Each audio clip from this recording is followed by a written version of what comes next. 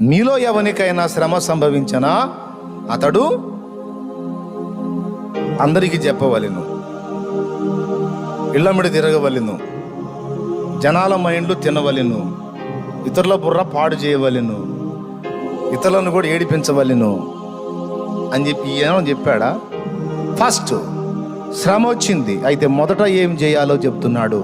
మీలో ఎవరికైనాను శ్రమ సంభవించినా వెంటనే వెళ్ళి ముందు మోకాళ్ళు వేయమన్నాడు.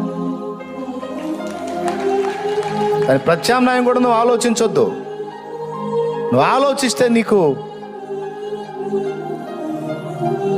తేడా పడుద్ది. మరి ఏం చేసి ఆలోచించాలంటే ముందు ప్రార్థనలో మోకాళ్ళు వేయి. ఆ సమస్యలు నువ్వు ఏం చెయ్యాలో దేవుడు చెప్తాడు సమాధానం.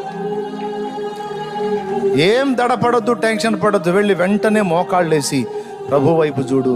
దేవా, టెన్షన్గా ఉంది, ఈ శ్రమ వచ్చింది,